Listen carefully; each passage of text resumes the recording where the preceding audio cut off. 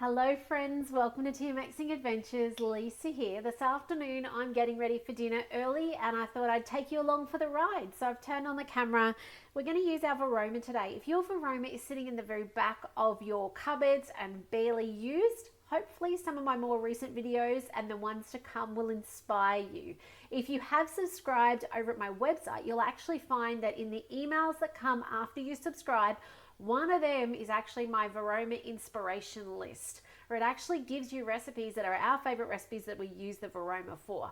I use it all the time, and to the point that I actually didn't think it was a thing not to use it. Like, it's kind of just what we do. It's part of the Thermomix and it gets used.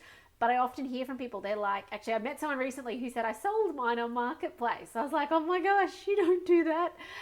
You use it. So today I'm going to show you how you use it. We're going to do some steaming. Steaming with your Thermomix is amazing. Steaming is so good for you, just keeping that nutrients in your food. So making a cauliflower gratin today. If you're watching on Facebook, say hi on the live. But if you are turning up on YouTube tonight to watch the whole recipe, then hello to you. Hit the subscribe button. So you can do this in whatever model Thermomix you've got. Now I've got a TM7. You might have a 31, a 5, or a 6. You have a Varoma, you can do it, okay? So we're going to go to start usually, but I've already done the cheese chopping. So when we've got a Thermomix, we don't buy grated cheese, we grate our own cheese. So I've done 200 grams, and it says gyro cheese. I just use Parmesan. And if I'm all out of Parmesan, I just use Tasty and I throw a clove of garlic in it. Okay, just a little hint in case you don't have it in the fridge already, because you don't want to go to the shops and buy it and it's so expensive. Just use Parmesan. So next, it said grated, 8-second speed 7 for those of you who like to cook along to these videos. Transfer to a bowl and set aside. Said bowl. Okay, place some water. So we're going to put 500 grams of water in the bottom of the bowl. I didn't clean out the bowl. You don't really need to in this recipe. You may get some burning to the bottom, but there's a video coming up on the weekend that will show you how to get a very sparkling clean bowl with citric acid. So you've seen it before, but I've got a video that's going to come up on the weekend, because if you were online yesterday, you would have seen I did the most beautiful cabbage and it was stunning, okay? But it left a really big mark on the bottom of the bowl. And what did I do off camera? Well, actually I recorded it. So I hit the go on the camera again and I used my citric acid and it just came up like sparkling new again. So there's nothing to stress about when that happens if you do get a burn to it. But yeah, keep an eye out on the weekend. That'll be one of the weekend videos. I just guesstimated 500. Please don't get hung up on the little bits of weight in that. It doesn't really matter. Place the Varoma in position. So we're going to put this on. If you've got a TM31, 5 or 6, measuring cup out, TM7, measuring cup out. The steam has to get through. A little funny story. Those of you who have been around a while, you might know this. When I first got my TM31, my consultant did not show me how to use the Varoma. So I tried to steam my chicken the first couple of days, I can't remember if it was the first day or second day, on the Varoma tray on top of the Thermomix. And this is why I'm so inspired to turn up to make sure you get the most out of your Thermomix, because my chicken did not cook in my TM31 like that. That probably doesn't surprise you. With the lid on. So I did have the lid on. I did do this.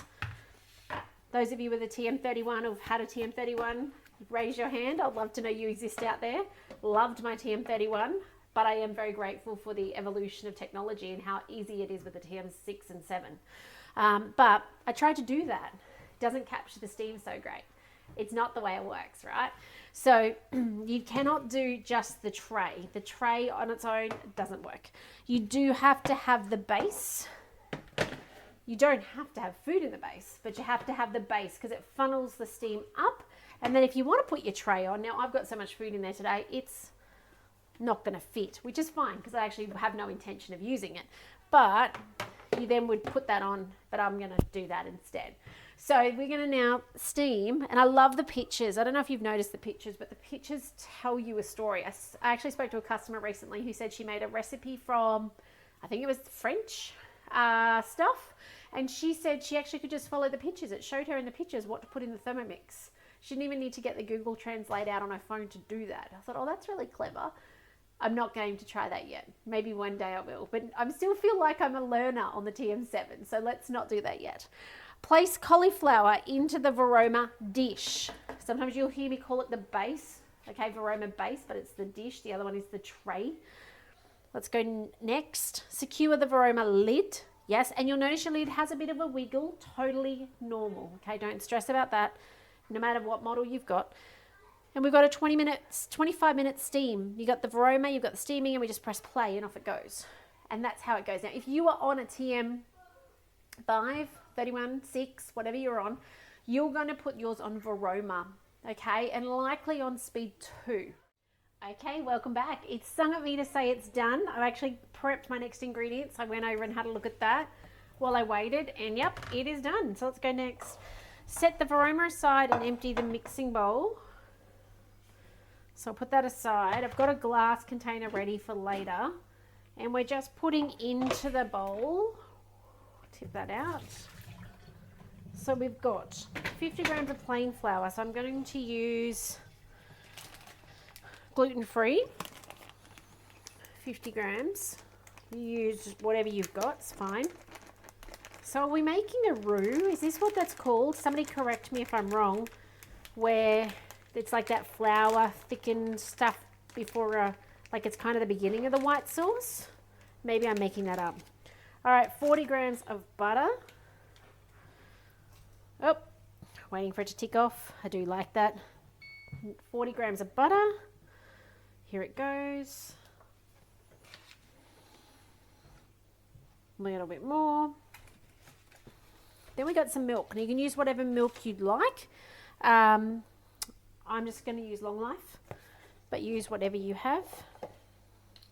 500 grams. By the way, I reckon you could batch this up bigger if you wanted. If you wanted to do a larger batch, you could. Hopefully, I'm just going to use the rest of this carton. Okay, some salt. Half a teaspoon. In that goes. And some pepper. It does say white pepper, but I can't find mine again. That's why my other one lasted 15 years, because I can't find it when I want it. All right, next, cook. So now we're making the white sauce, which will cook beautifully, and then we'll come back together in 7 minutes. If you've never seen a Thermomix make custards and white sauces and things like that, it's so easy because it stirs and cooks and keeps it lump free. No time standing at the stove top. So I'll press play. See you in 7 minutes, and let's finish this together. We'll see you then. Okay, welcome back. It sung at me. I was on the phone. I'm now off the phone. So let's keep going. All right, some nutmeg into the Thermomix. Check my mic's still on. Next up, we've got some of the cheese, 70 grams of the cheese going back in. So that'll be lovely. Oh, a little more. That's okay. And then we go next. And now we're going to mix it for 5 seconds, speed 5. It does say to taste it to adjust the salt and pepper. Next. So we'll just let that mix through.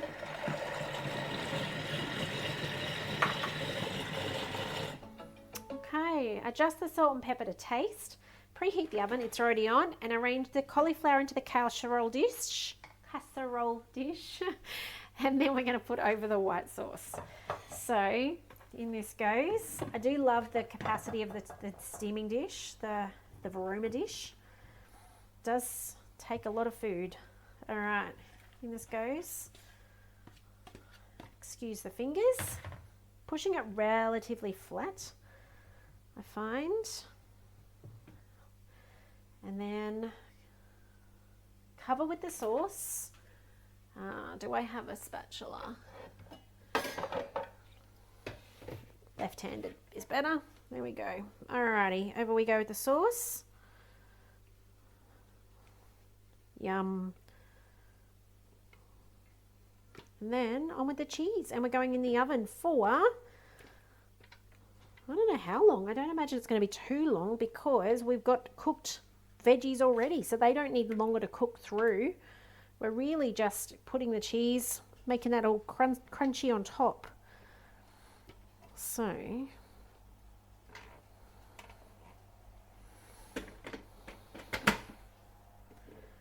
this goes on top, and let's see what it says. In the oven for 10 minutes at 200 degrees, and this will be ready to serve up. So I can't wait to show you the final product when it comes out of the oven. If you're not making white sauces with your Thermomix, put it on your to-dos, okay? Beautiful recipes with white sauce, whether the white sauce is to go with your corned beef or whether it's to go with potatoes. So many things you can do with white sauce, made so simply and easily in the Thermomix, lump-free. How cool is that? But anyway, if I can help you with your Thermomix, reach out, regardless of what model you got. If there's a question you have about a recipe or what it's doing that doesn't seem right, get in touch. My details are on my website. But otherwise, take care, and I'll see you in the next video soon. Bye for now.